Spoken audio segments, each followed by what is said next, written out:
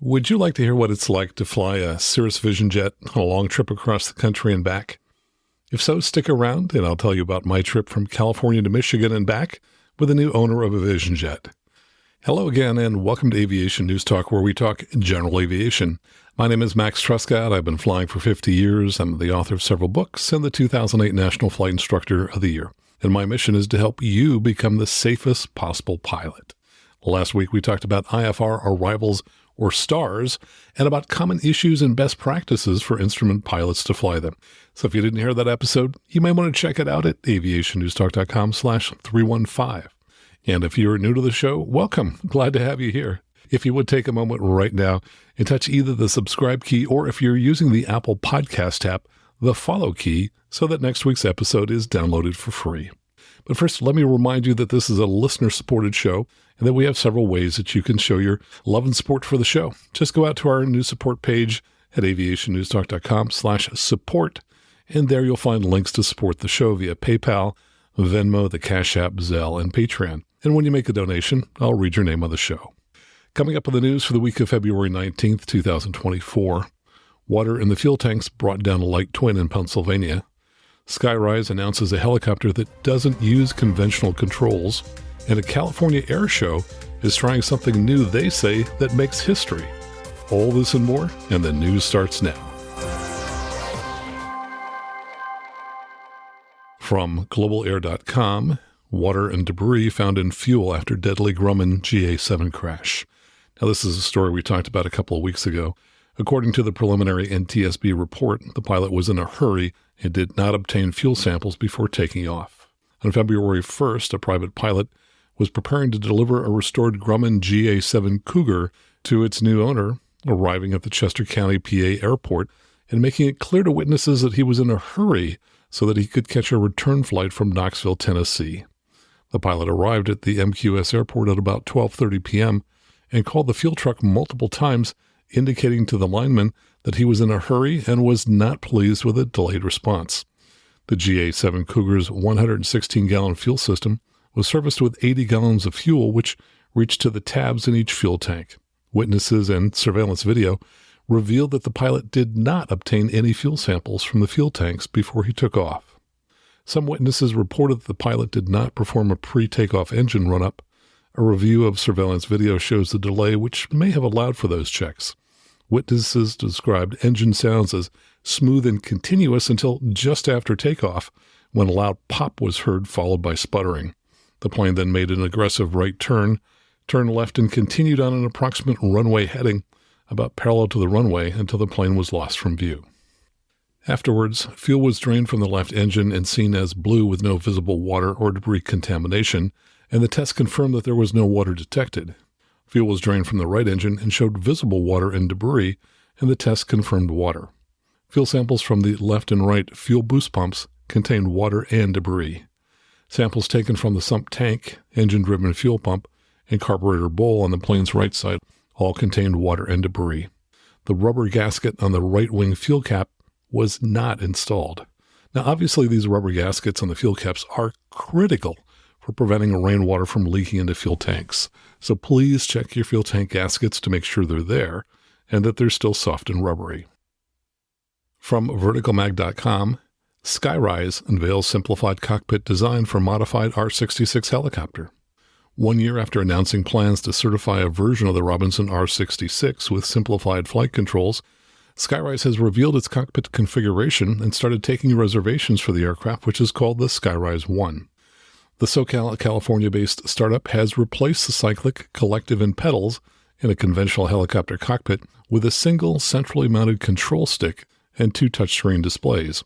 The configuration is enabled by a triply redundant fly-by-wire flight control system and Skyrise's proprietary operating system, SkyOS. And this, to me, is probably the biggest news in the announcement.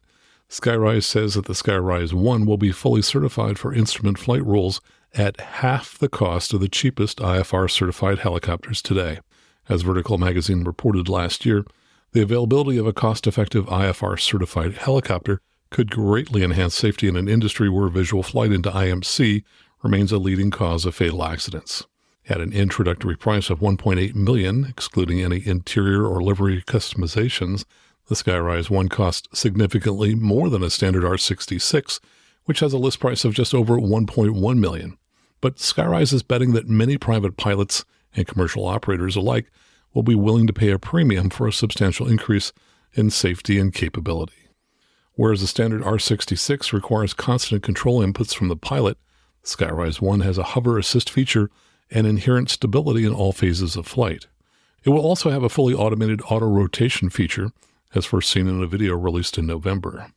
A spokesman said the Skyrise 1 will be able to automatically recognize a power failure and perform an auto-rotation, including entry, glide, flare, and touchdown, although the pilot will still remain in control of the maneuver and responsible for selecting a suitable landing spot. The company expects that pilots who do not already hold a helicopter rating will be able to obtain that rating in the Skyrise 1 with a limitation that restricts them from acting as PIC of a helicopter with conventional flight controls. At this time last year, Skyrise was aiming for certification within 18 months, but the company now expects to certify the Skyrise 1 sometime in 2025. They're now accepting fully refundable, non-transferable reservations for the Skyrise 1 for $2,500 through the Skyrise website. From AustralianAviation.com.au, checklist error caused October Cessna crash according to ATSB. A checklist mistake during a go-around forced the crash landing of a Cessna 172 in New South Wales, Australia. In its report into the incident last October, the safety watchdog found the pilot had incorrectly set flaps to 40 degrees instead of 20 degrees, as recommended in the plane's manual for a go-around, and said the incident highlights the importance of correctly following checklist. The aircraft was on final approach during a private flight from Gold Coast Airport on October 15, 2023, when the pilot estimated the aircraft was too high for a landing and elected to conduct a go-around. Prior to the forced landing, the pilot advised that they were concerned about an aerodynamic stall, so kept the flaps at 40 degrees to reduce the stall speed. This would have created a large amount of drag and subsequently impaired climb performance. And yes, all of the old Cessna 172s had 40 degrees of flaps, and it was impossible for those aircraft to climb in a go-around at 40 degrees of flaps, which led to a number of accidents, and that's why new Cessnas have a maximum of 30 degrees of flaps. From AOPA.org, Colorado lead studies failed to detect measurable aviation pollution. The state legislature is now considering an anti-aviation bill that AOPA will vigorously oppose. The legislation, introduced February 12th, seeks to penalize airports that do not adopt a plan to phase out avgas by January 2026, restricting the use of state aviation grant program funds for such airports, and would add 2 members to the Colorado Aeronautical Board, expressly excluding pilots and requiring the governor to, quote, give priority to individuals who are not trained pilots and who reside directly in the predominant flight path of a high-traffic general aviation airport or a commercial airport at which there is significant general aviation activity, when appointing the new voting members, according to the bill's summary. This comes after air and surface lead samples taken in 3 Colorado communities near the Rocky Mountain Metropolitan Airport in 2023 and found that there was essentially no lead in the air. Those results came to light only after pilots obtained the reports via Freedom of Information request. The contractor, Pinion Environmental Inc., was unable to detect lead in any of the air or surface sampling locations chosen by the towns, other than one surface contamination sample obtained at a historical local structure believed to be painted with lead-containing paint. Facts summarized in a February 8th media release from the Colorado Aviation Business Association and the Colorado Pilots Association. Brad Schuster, AOPA's Northwest Mountain Regional Manager, said, there is mounting evidence that recent litigation and legislation in Colorado are both based on perception more than reality. Fanning emotional flames to muster community opposition to airports does not actually make people safer, but it does have the potential to do real economic damage. We can protect jobs and maintain critical services with a safe, sensible transition to unleaded fuel, and while we work on that, we meanwhile urge state and local governments to please pay attention to the facts. Now, this comes after a similar situation that we had here in Santa Clara County in Northern California, where testing was done around the Reed Hillview Airport and 0 lead was detected in the air. Despite that lack of evidence, the county supervisors made the decision to ban avgas sales in 2022, putting safety at risk. And as I've previously reported here, since then there's been one takeoff accident that occurred at Reed Hillview when an aircraft couldn't buy 100 low lead at the airport and crashed from fuel exhaustion immediately after takeoff. And in a related story from avweb.com, neighbors cite lead in bid to close the Boulder Airport. A campaign to decommission Boulder Municipal Airport, KBDU, in favor of a new mixed-use neighborhood has begun circulating online. Petition advocates say the airport's 179 acres of land could much better serve the community as a mixed-use neighborhood rather than what it calls a small hobbyist airport for some 200 people who own or fly private aircraft. Residents have also expressed concerns about noise and leaded aviation fuel and its effect on neighbors and children who live near the airport. Also from avweb.com, environmental group says California FBOs will be able to continue selling 100 low lead. And this is a clarification to a story that AvWeb ran earlier in the week. It says, the lawyer for a California environmental group says a court settlement that will mandate the sale of G100UL avgas will not necessarily prevent FBOs from also selling 100 low lead. Mark Todzo, who represents the Center for Environmental Health, clarified part of his December 2023 letter to FBOs and fuel distributors, informing of the imminent commercial availability of G100UL. In that letter, he said about G100UL, quote, "It can and should serve as a lower lead replacement for the 100 low lead fuel you are presently distributing," but he told AvWeb the agreement does not expressly stop fuel businesses from also selling 100 low lead. They just need to make G100UL available for sale. George Brawley, whose company GA Modifications, Inc. developed the unleaded fuel, is also a lawyer, and he said his reading of the consent agreement is that it compels the businesses and distributors to sell the fuel with the lowest lead content available. He said it says nothing about them being able to sell anything else. Regardless of the legal semantics, Brawley said practical considerations will exclude 100 low lead from most airports in the state. He said the vast majority of fuel sellers have only one gasoline tank and pump. Adding a second tank will cost between $800,000 and $1.5 million, and getting all the permits and approvals will take up to 3 years. Vitol Aviation, which is making the fuel under license, intends to have it commercially available to California distributors and sellers in the first half of this year. And in other news, from generalaviationnews.com, Garmin has received an FAA STC for the GFC 500 digital autopilot in Beechcraft Bonanza A35 and B35 aircraft. As a standard feature of the GFC 500, pilots receive the Electronic Stability and Protection, or ESP, which works to assist the pilot in maintaining the aircraft in a stable flight condition. ESP functions independently of the autopilot and works in the background while the pilot is hand-flying the aircraft to help avoid inadvertent flight attitudes or bank angles by nudging the pilot to return the aircraft to a safe flight attitude. From AIN Online, Canada's TSB has issued several recommendations to Transport Canada regarding inadvertent helicopter flight into IMC. This comes on the heels of their investigation into an April 25, 2021 helicopter crash in Resolute Bay, in which the helicopter collided with terrain, killing all three aboard. TSB investigators found that, quote, insufficient regulatory requirements and defenses to protect against loss of visual reference accidents led to the crash. According to the TSB, loss of visual reference was a factor in 13 helicopter accident investigations between 2010 and 2018. And from avweb.com, NBAA has developed a new GA airport fact sheet tool outlining critical port of entry details at more than 300 airports across the U.S. The tool consolidates hundreds of airport fact sheets created and distributed by U.S. Customs and Border Protection, highlighting key information such as office hours, entrance and clearance service hours, contact details, landing permission protocols, and insights into the inspection procedures for GA aircraft entering the country. One of the biggest issues clearing customs for the GA community is that no two ports of entry are exactly alike. There are many nuances in the procedures and processing standards at each airport.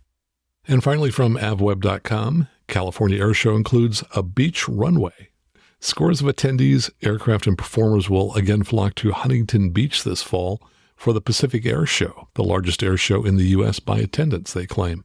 To commemorate its return to Surf City October 4th through the 6th, event officials made history by landing 2 aircraft on the beach. A preview of what's to come as this year's air show marks the first time a temporary runway will be built on the sand, giving spectators an up-close look at the action. The air show is held right on the beach, so aircraft launch and recover from a nearby airport. Kevin Elliott, Pacific Air Show's executive director, said, "Our team is relentless in our pursuit of innovation and our commitment to continually evolve this event. This year is no exception, as we will build the very first temporary oceanfront runway at an air show." In addition to dozens of military and civilian performers, the U.S. Air Force Thunderbird's F-22 Raptor demonstration team and the A-10 demo team are a few of the show's most anticipated headliners. According to the event, last year's 3-day gathering drew an estimated 700,000 spectators, with thousands more watching from nearby homes, rooftops, and balconies from surrounding cities. Well, that's the news for this week. Coming up next, a few of my updates. And later we'll talk about my most recent cross-country trip in a Cirrus Vision Jet. All right here on the Aviation News Talk podcast.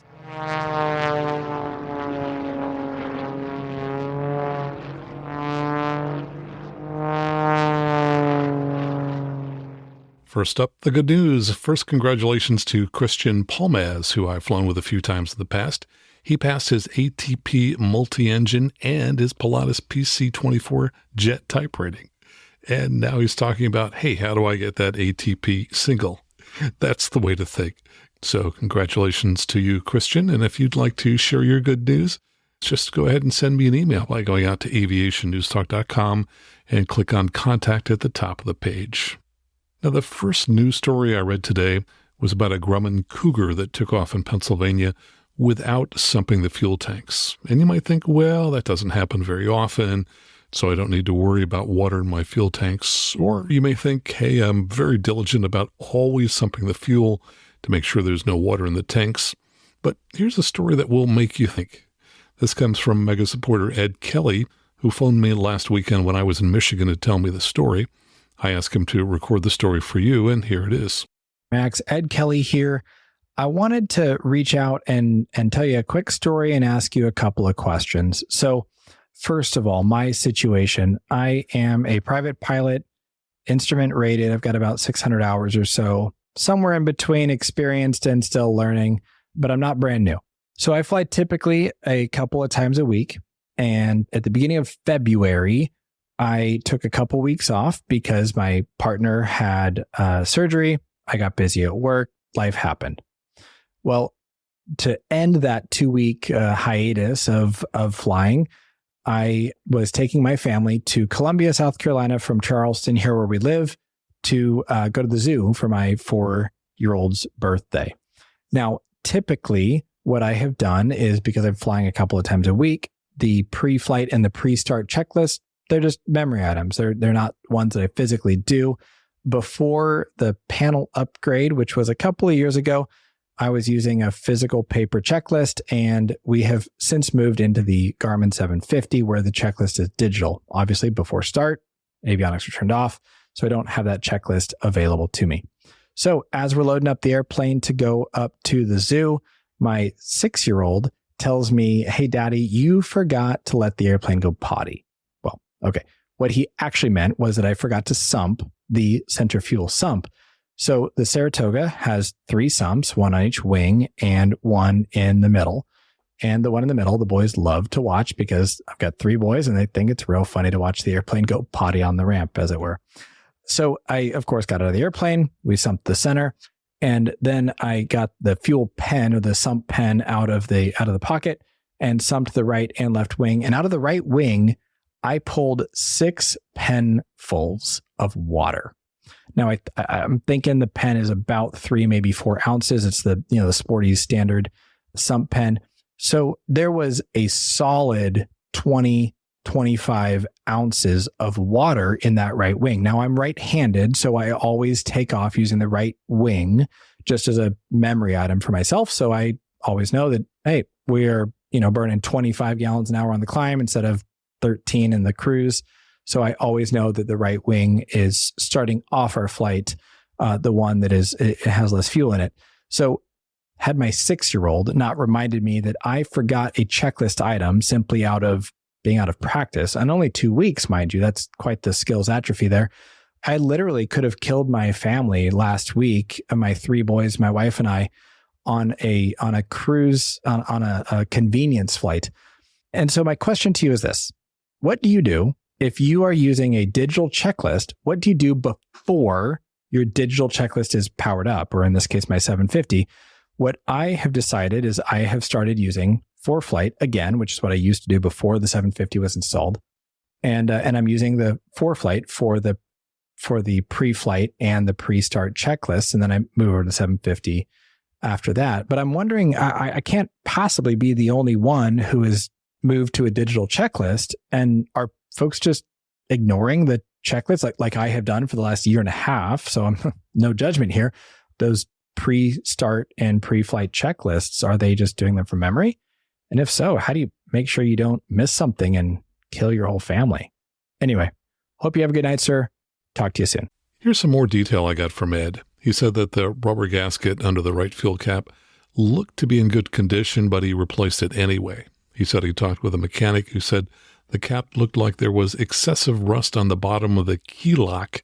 He thought more likely water was coming in through the keyhole and down past the set screw, but that was just his guess based on the rust on the underside of the cap.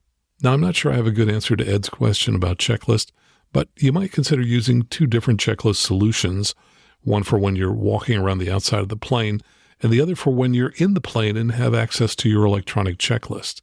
That's what I do when I'm pre-flighting the Vision Jet. I carry the paper checklist with me when I walk around the outside of the plane.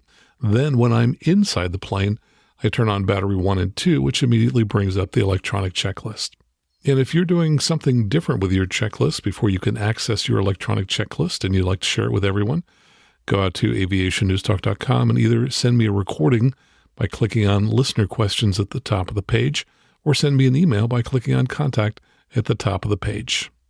And here's an interesting recording from liveatc.net. This occurred on February 14th and involved an Eclipse jet that took off from Caldwell, Idaho, and landed at the Boise, Idaho airport. I've cut out large portions of this so that we get to the issue a little faster, and I'll talk more about that issue after the recording. 429 Charlie, turn left to Echo, cross runway 10 left, and then taxi to Parking View Alpha, going to Jackson. Okay, left at Echo. I've got a lot of noise on the front wheel here. 429 Charlie, Roger. And did you need to just stop and hold there? See if I can clear the runway here. 429 Charlie, do you just want to go to the south then? I'd like to get off at Echo just because I'm not sure what all this noise is. 429 Charlie, Roger. 429 Charlie, do you just want to make a right turn off the runway then? Sure, I'll make a right turn on Echo. 9 Charlie, yeah, right. Turn right at Echo, and the vehicles give way to you there. You can use Bravo 2 there if you'd like as well. Something's definitely wrong, Tower. I'm going to need some kind of assistance for a tow. I was going to Jackson Jet. It's 9 Charlie, Roger. Yeah, if you just clear the runway there, I'll work on getting a code tow there. So just clear the runway, and then I'll work on that. Thanks. Sorry about that. 9 Charlie. That's not your fault. 9 Charlie. You just stop right there is fine. 9 Charlie, kind of ground 121.7. Over ground 7.76. 1.7. 9 Charlie, the Zebra said that there were sparks coming from your front tower there, so just shut down there, and we're actually going to roll the equipment. Okay, we'll shut down here, 9 Charlie, thanks. Any obstacles on frequency? 19, go ahead. 19, Boise ground, there's a Eclipse jet that turned off Bravo 2 on the Bravo by the 10s right there. He says he had some sort of noise emanating from his plane. We were wondering if you just go check him out and see what's going on, if you see anything on. Affirm Western request outside taxiway. From there, it looks like he wants to shut down and get a tug from Bravo. Copy that. From Western coming from the front tire. Sparks coming from the front tire, Zebra 44?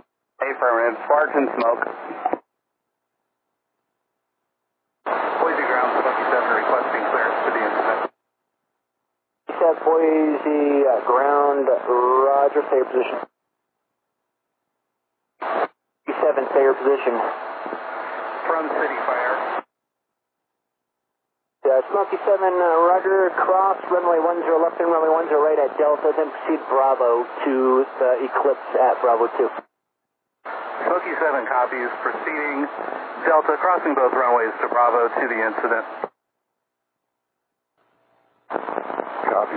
They're saying you got a tow bar attached. Okay. Yes, I must have departed with that. The tow bar again. If you don't think this could happen to you, let me tell you several tow bar stories and give you a safety tip that you can follow to make sure that this never happens to you. About 16, 17 years ago, I was the CFI sitting in the right seat of a Cirrus, and the pilot was just about to turn the key to start the airplane, and for some reason I said, "Did we remember to remove the tow bar?" I'm not sure why that thought came to me, as I don't recall having ever said it before or even since. The pilot wasn't sure, so we climbed out, and yep, there it was. Tow bar was attached to the nose wheel. So we came very close to chopping up that tow bar, which would have been expensive. And then perhaps 8 to 10 years ago, I was flying with a client who just landed a Cirrus at the Merced Regional Airport. As we were rolling out on the runway, I happened to see a Bonanza go by on the parallel taxiway, and it was pushing a tow bar. Now, I was the last thing between him and taking off with the tow bar attached as he was headed for the runway, and there was nobody else around. I was a little coy, and I asked him if he'd been in a hurry pre-flighting his airplane. Then I told him that he was pushing a tow bar. And I didn't say anything more, as I'd seen a lady sitting in the right front seat of the airplane. I figured she'd give him heck for the oversight. And then just a couple of years ago, I was at a maintenance facility and I noticed a plane belonging to someone I'd flown with many years before.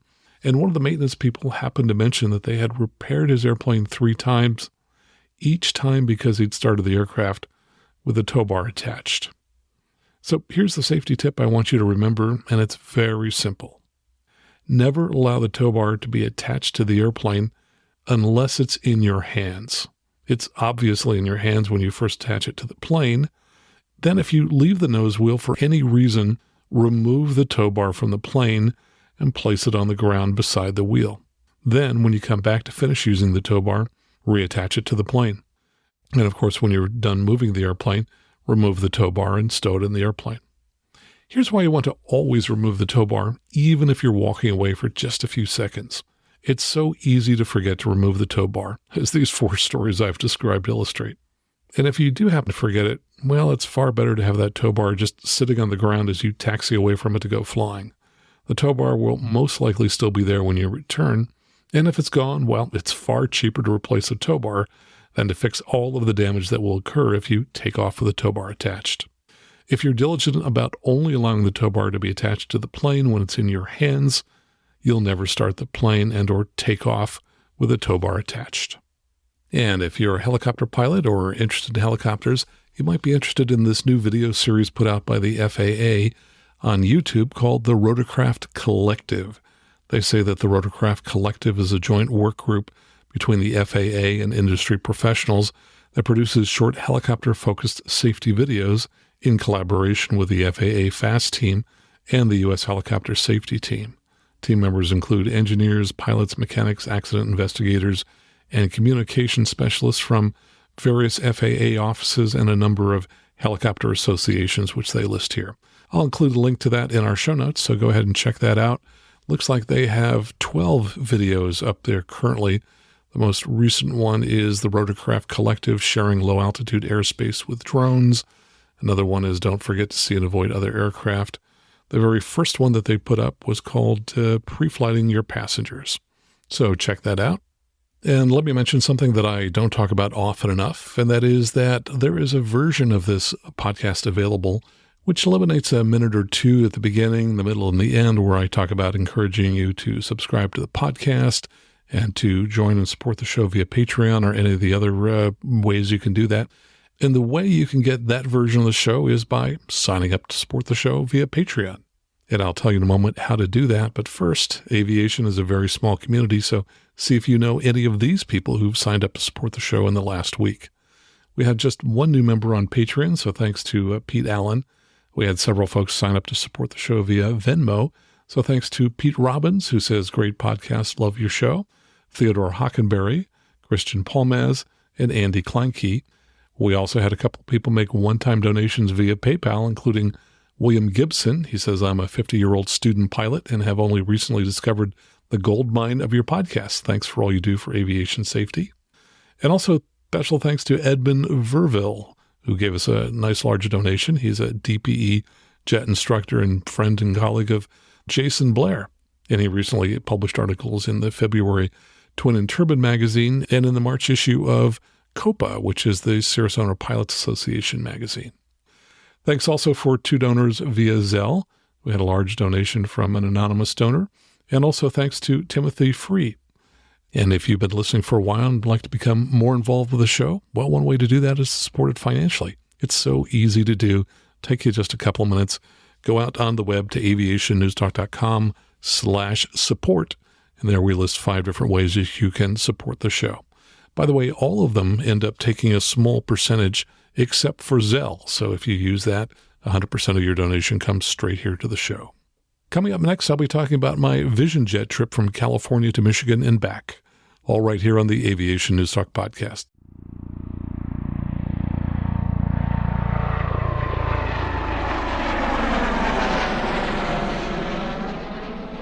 Well, I've just finished the longest Vision Jet trip that I've done in about 6 months, so I thought I'd tell you about it.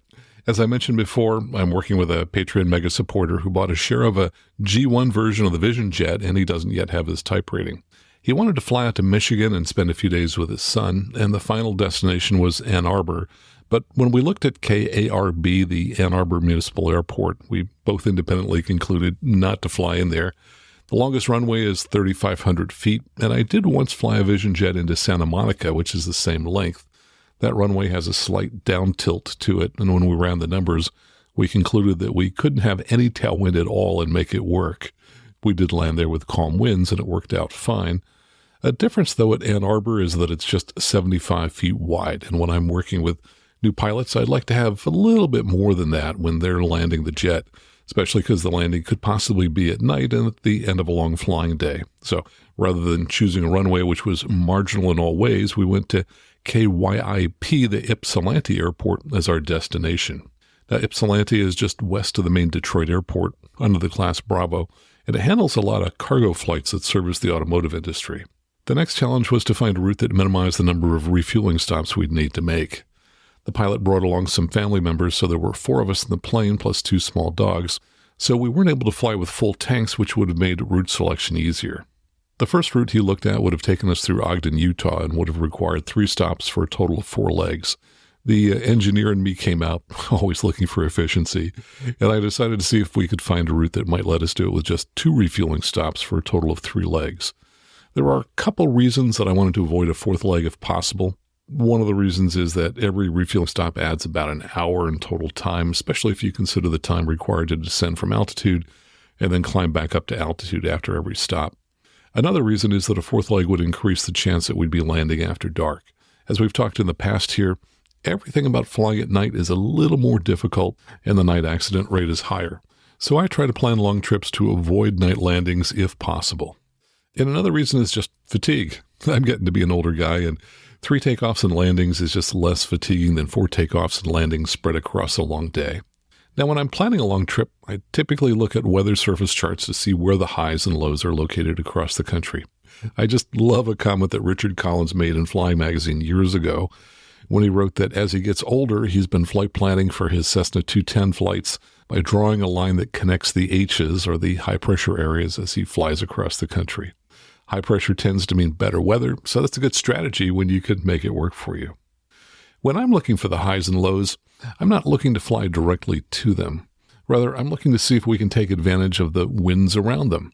As you may recall from your flight training, wind flows clockwise around highs and counterclockwise, or for people outside the U.S., anti-clockwise around lows. And I used to have trouble remembering which was which until I figured out that there was a near rhyme that I could use to help me remember. So I just say it aloud, high, clockwise. Yes, I know high and wise don't exactly rhyme, but it's close enough to use as a memory aid. And of course, certainly low and clockwise don't rhyme at all. So when I'm flying east-west and I find a high along my route of flight, I look to see if I can fly either north of or south of the high to pick up some tailwind and avoid headwinds. So if I'm flying from west to east and winds flow clockwise around a high-pressure area, I know that I'm more likely to encounter tailwinds if I fly a route north of the high, and that I'm more likely to encounter headwinds if I fly a route that's south of the high. I then looked at the winds for flight level 270 on ForeFlight and displayed them on the moving map. What I could see was that the jet stream was a little farther south of the direct route to Michigan. So I looked for airports in western Colorado, just west of the Rockies, as I didn't want to have to go into a mountain airport deep in the Rockies to get fuel. That would add additional challenges of terrain, turbulence, and weather that I wanted to avoid if possible. I first looked at Grand Junction Airport, which I've been to a couple of times. The FBO there, West Star Aviation, has high ceilings, wood beams, and a tall stone fireplace. It's just a lovely interior, and the people there have been friendly as well. But then I discovered by selecting Cortez, Colorado, about 100 miles south of Grand Junction, that we would have more favorable winds and burn less fuel to get there. I had never heard of Cortez before, though I could see from the map that it's the closest airport to the Four Corners, which is the only place in the U.S. where 4 states touch each other. I then looked for an airport about halfway between Cortez and Ypsilanti. But when I say halfway, I don't mean one that splits the distance between the 2 airports. Instead, I was looking for one that, considering the forecast winds, split the total time between the 2 airports so that the fuel burn would end up being about the same on each leg. That way, we'd have about the same amount of extra fuel when we landed at each airport. If you look at excess fuel as being the extra margin you have when you fly, then I was essentially finding airports that divided the total extra margin of fuel available on the entire route across 3 legs. If I didn't plan the trip that way, and we found that we had adverse winds, at least that wouldn't occur in a leg where we had the least amount of extra fuel, because we'd split the extra fuel equally across all the legs. The more southerly route we ultimately flew was about 100 miles longer than the more direct route that the owner had been contemplating, and because we had tailwinds, we saved a total of about 25 minutes along that route, even though it was 100 miles longer, and by carefully choosing airports that gave us nearly equal flight times for each leg, we were able to make the trip with just 2 instead of 3 refueling stops. We took off on a Saturday morning from Oakland, California. The owner was there early to get the plane fueled and ready for us, and I was to arrive at 7 a.m. I arrived early as I wanted to get us out on time. The large atmospheric river that was poised to bring 3 days of rain to the Bay Area was originally supposed to start dumping rain at 7 a.m., but that estimate changed to 8 a.m. We launched at 7:30 and were just slightly ahead of the rain, but not the clouds and the ice. It was relatively warm, and ForeFlight was showing a band of ice about 8,000 feet thick in the climb.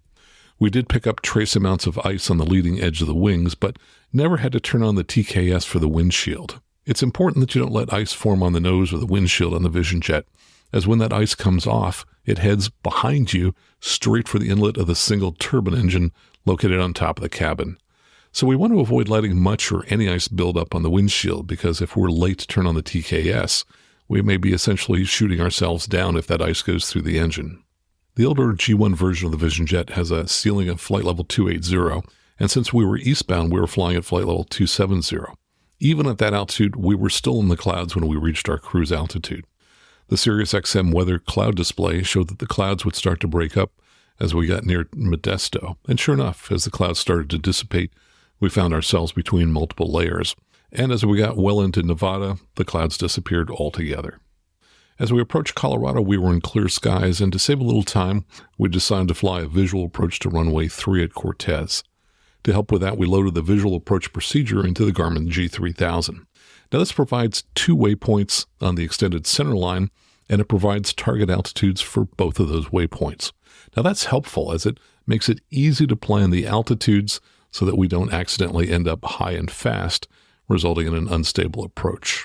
And the majority of business jet accidents that I read about are runway overruns, and I suspect most of those result from being high and fast on final. While I'm in cruise, I like to have an idea when we should start our descent in case ATC is late giving us a descent. There are many ways to do that, but a really simple one is that if your airport is your final waypoint, just dial in the field elevation for that waypoint into the flight plan. This creates a TOD, or top of descent point, on the moving map that shows the latest point at which you should start your descent. In the Vision Jet, the default descent angle is 3.7 degrees, and with the 90-knot tailwind we had, my recollection is that produced a required descent rate of around 2,700 feet per minute.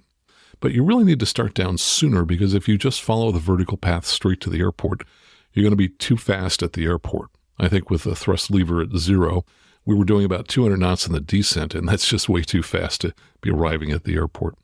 As it turned out, ATC was slightly late when they started us down, so we knew we'd be high. I mentioned that the Garmin visual approaches create two waypoints on the extended center line of the runway.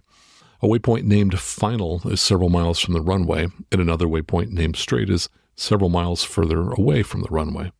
Going into Cortez, the target altitude for the Straight waypoint was around 9,000 feet. To see if we'd be able to get down in time, I dialed the altitude selector to 9,000. Then we looked for the curved banana bar to see where on the moving map we'd be when we reached 9,000. It was way beyond the Straight waypoint, so we knew that we'd need to initially fly even farther away from the airport, bleed off some altitude, and then make a 180 back toward the Straight waypoint. Our IFR clearance was direct to the airport, but we wanted to turn toward the waypoint Straight as early as we could. So once we were below 18,000 feet, we canceled IFR. I was surprised that we were told to squawk VFR, as we had intended to continue with VFR flight following. Rather than just say we wanted to cancel IFR, we could have been a little more detailed and said we'd like to cancel IFR and continue with flight following. As we were descending towards Straight, we wanted to increase our descent rate by extending the landing gear. Fortunately, the Vision Jet has a relatively high gear extension speed of 210 knots, but the engineer in me never wants to stress any device by running right up to its limits. So we temporarily decreased our descent rate to about 1,500 feet per minute, brought our airspeed down to about 190 knots, and then lowered the gear. We then went back to the higher descent rate with the autopilot. This all worked out well, and we crossed Straight at the desired altitude. From there, it was easy to follow the glide path down to the airport. And let me remind you about one important thing about the Garmin visual approaches.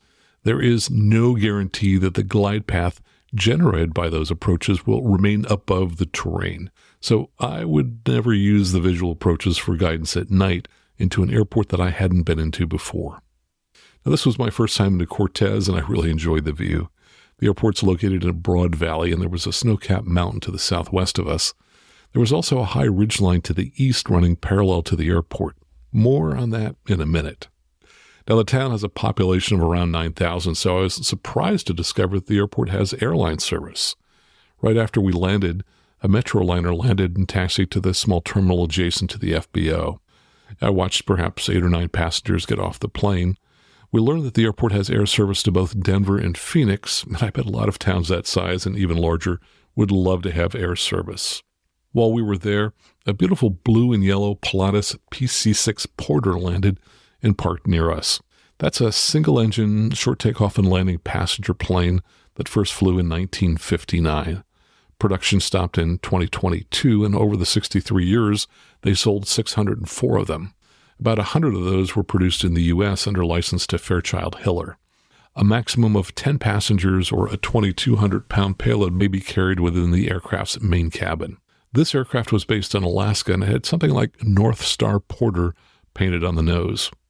Now, our departure was a good illustration of why it makes sense for pilots to review their standard operating procedures or SOPs to see whether they should modify them at some airports for terrain or obstacles.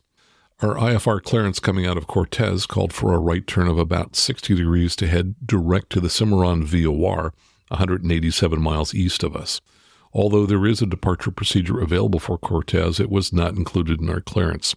Soon after takeoff, the pilot went through the standard operating procedures of raising the landing gear, raising the flaps above 115 knots, engaging the autopilot, and reducing the thrust lever from the takeoff power position to the maximum continuous thrust, or MCT position. The plane then turned east toward the ridge that parallels the airport. In this situation, it would have been better if we had remained on runway heading and gained more altitude before turning on course. Since we were already headed toward the ridge, I had the pilot increase the thrust lever back to the takeoff power position and adjust the autopilot so that we were climbing at a slower airspeed with a higher vertical speed. After a few moments, it became clear that we would clear the ridge with plenty of altitude.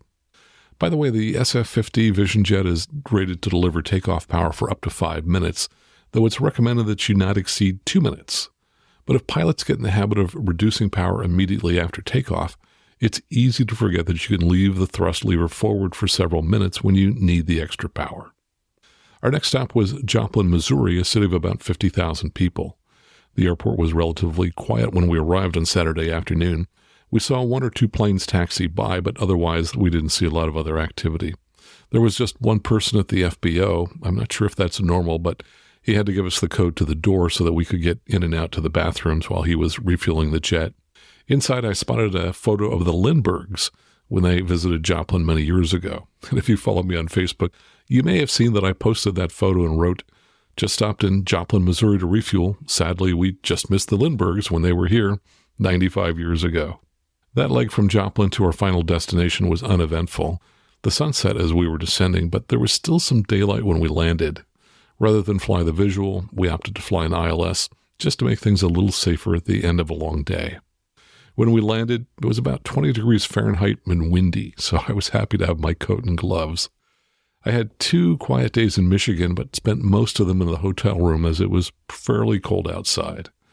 The return trip was originally supposed to go to Truckee, California, where the owner would spend a few days with his family. While in Michigan, we both independently concluded that it would make more sense to fly into Reno as there was a storm forecast. Reno is 1,500 feet lower than Truckee, has longer runways, and it's in a very large valley, so terrain is less of an issue there than it is at Truckee. Unfortunately, it was clear that we would have strong headwinds the entire trip. However, the total distance was shorter, so we were hopeful we could again make the trip with just 2 fuel stops. We looked at a variety of altitudes and power settings to see if there was a combination that would work. We ended up planning a slightly northerly route to avoid higher winds on the direct route. And at departure time, the winds were slightly less than forecast, so we were confident we could make the trip with just 2 stops. Our first stop was Mitchell, South Dakota. Our target throughout the trip back was to land with 70 gallons of gas, which is over an hour of fuel at cruise, as up at flight level 280, we burn around 65 gallons per hour. The G2 version of the Vision Jet can get up to flight level 310, where the fuel burn will be a little lower, about 60 gallons per hour. Most of our legs were between 500 and 600 nautical miles, and our strategy was to climb up to cruise altitude and see how many gallons of fuel the G3000 said we'd have left at our destination. We then reduced the thrust lever to go slower on the first half of the leg so that we could show about 80 gallons on board at our destination. That power setting turned out to have a fuel flow of about 55 gallons per hour, or 10 gallons an hour less than the fuel flow at MCT. Then, if we didn't hit any adverse winds, for the second half of the leg, we'd push the thrust lever to MCT, where we'd be again burning 65 gallons per hour. Since we'd only be in the air for an hour at that power setting, we knew we'd burn an additional 10 gallons per hour, bringing our estimated fuel on board at the destination to our target of 70 gallons. At MCT, the top speed we were seeing was around 307 knots true airspeed. At 55 gallons per hour, speed dropped to somewhere around 280 knots, so it wasn't a big loss in speed. The reason we went to this economy mode on the first half of the leg was that if we ran into adverse winds, we could stay at that lower fuel flow for the entire leg and get a bigger total net savings in fuel. Now, on the other hand, if we had flown the first half of the leg at MCT and then realized at the halfway point that we needed to slow down to save some fuel, we wouldn't be able to save as much fuel as we'd have already burned through half of our fuel. Essentially, we saved fuel at the beginning of the leg so that at the halfway point, we could either remain at that lower fuel flow or speed up to get to the airport sooner once it was clear that we could deal with any adverse winds that might show up on the second half of the leg. At Mitchell, we again loaded and flew a Garmin visual approach. When we were below 18,000 feet, we canceled IFR and made it clear that we wanted to keep VFR flight following. We then went direct to the straight waypoint on the extended center line of the Garmin visual approach. The G3000 flight plan showed us the altitude we should plan to cross straight, and I believe it was around 3,100 feet. I then used a function that I almost never use in the G1000 or G3000, but which worked great for this situation, and that is the VNAV Direct To function. Now, of course, I'm sure you're familiar with the Direct To key, which takes you from your present position to a particular waypoint. This is similar, but it's for vertical navigation, and it makes no changes to the lateral path of waypoints that you've entered into a flight plan. What it does is that it calculates the descent rate required at your current ground speed from your present position and altitude to the altitude at which you want to cross a particular waypoint. Once it makes that calculation, you press the VNV key on the autopilot to follow that vertical path. And if your ground speed changes, the descent rate will also change in real time. In the descent, you just manage the thrust lever to get the airspeed you desire. The G3000 and the autopilot's VNV function take care of the rest. I think we slowed at the end of the descent so that we'd cross the straight waypoint at 140 knots, where we turned to the right to join the extended center line. We then configured gear and flaps and continued slowing on the final to VREF plus 10, about 95 knots. So in this leg, we left Ann Arbor, the fifth largest city in Michigan with a population of about 120,000, to Mitchell, the sixth largest city in South Dakota with a population of 15,000. Now, there is a very large ramp at the FBO at Mitchell, and we were the only aircraft on it. When we were marshal-end, we were directed in a way I had never seen before. We were, get this, marshaled in to park directly next to the fuel pump. Now, we did not see a fuel truck anywhere at the airport. Typically, at most FBOs, you're marshaled into a parking space, and then you need to wait for a fuel truck to come over to you. In this case, the marshaller started fueling us from the pump almost immediately after we parked the plane. And he apparently made a comment to the pilot, which I didn't hear, along the lines of, "The other airports may be bigger, but we can turn you around faster." And he was right. The plane was fueled in record time for any fuel stop that I ever remember. I talked with a lady at the front desk and asked about how many planes they see. She said not many now, but that there's a pheasant hunting season, and during that season, the entire ramp, which I mentioned was huge, would be completely full of large Gulfstream jets flown in so their owners could go hunting. After Mitchell, we planned to fly to KBPI, Big Piney, Wyoming.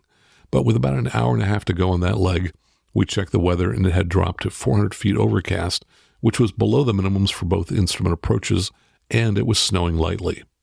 Now, when I have a choice, I avoid flying into airports where it's snowing, as that adds a couple of extra steps to the takeoff procedure for the Vision Jet, one of which is to get out of the plane and touch the wings to determine if any snow or ice is adhering to the wing. And that has to be done less than 5 minutes prior to takeoff. Now, that's a little inconvenient to do, so that's why I avoid airports where it's snowing whenever possible. We next looked at KEMM and KEVW, both in western Wyoming. Skies were clear at one of the airports and 3,600 broken and light snow at the other one. But when we checked the for-flight comments for the FBO at the airport that was clear, it said that fuel grounding cables were sometimes broken and that at times Jet A had not been available. We also checked the AFD, which said that the airport was unattended and had self-serve pumps. So we decided to use the sat phone in the Vision Jet to call the FBO to verify whether they had fuel, but that call went to voicemail. So we crossed both of those airports off the list. We then looked at KRKS at Rock Springs, Wyoming, and that's an airport I've probably been to a half dozen times over the years when moving aircraft across the country. Oddly, when we used SiriusXM weather to look at the AWOS data for Rock Springs, there was no data displayed. However, the TAF said the airport was forecast to have good weather, but that 4 to 5 hours later it would drop to 4-mile visibility and light snow. So we used the sat phone again to see if we could find out about the current weather. The first call was to the FBO, which also went to voicemail. Next, we went to the AFD, now called the chart supplement, and called the number listed for the airport manager. There we did reach an airport employee, and she told us that the skies were clear with light winds and that, yes, the FBO should have fuel. As we approached, we again used the same strategy for canceling IFR and flying a Garmin visual approach, though we had to wait until we got below a high cloud layer before canceling. By the way, you might be wondering why we canceled IFR instead of asking for a visual approach. In order to get the visual, we'd need to have the field in sight, which we often didn't. But by being VFR, we no longer had to fly directly to the airport, but could then fly on our own to the straight waypoint for the Garmin visual approach. The last leg to Reno was uneventful, and we arrived about 2:15 p.m. The owner and his family were staying there for a few days, and I was to take the jet back to Oakland. However, at that point, I was quite tired. I didn't sleep well the night before, and we'd been on the go nearly 10 hours, including all the time on the ground at the 3 airports. So I decided to spend the night at Reno rather than fly the last 50 minutes to Oakland when I was tired. Now, that was a great decision, as I slept well and felt well rested when I got back to the airport the next morning about 9 a.m. Now, I did note 2 minor mistakes I made. The first is that I didn't take a business card from the FBO when I passed through it the day before. It turns out they had recently relocated on the field, but Uber still had their old address. So when my Uber driver was ready to let me out the next morning, I could tell I was at the old location, even though there was a sign there with the name of the FBO. Fortunately, I had noted the names of the intersecting streets near the FBO the day before, so I told him to continue to drive north until we were almost at the next traffic light where the FBO was located. Now, the second error was an odd one that suggested to me that I was still a little tired. My taxi instructions were to taxi to runway 17 right via Charlie and to cross 17 left. I read the instructions back and then ended it with my call sign. So I was really surprised to hear ground tell me that they needed to hear the assigned runway with my call sign, which I was positive I had just given. When I got home, I listened to the Reno ground audio on liveatc.net and discovered my mistake. I had read back that I was cleared to runway 17, not 17 right.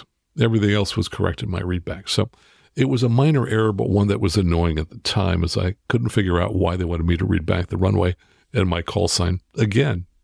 Now, the trip back to Oakland was otherwise uneventful.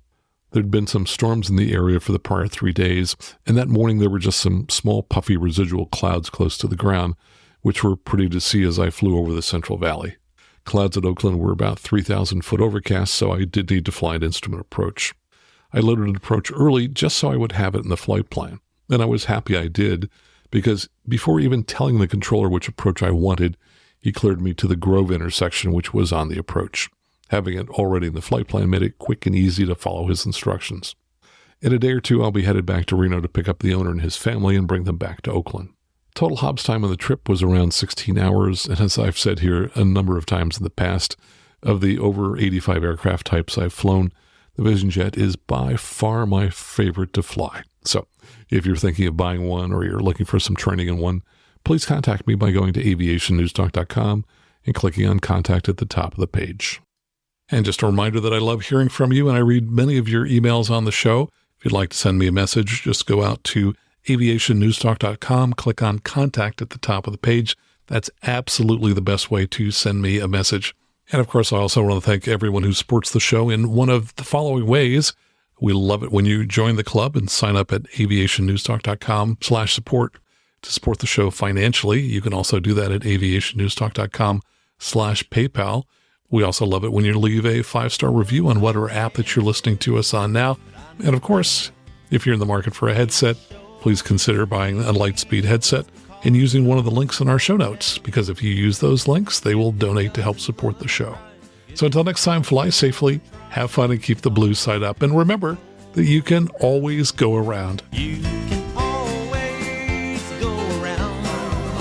If it don't look right coming down, don't wait until your silence, baby, sliding upside down.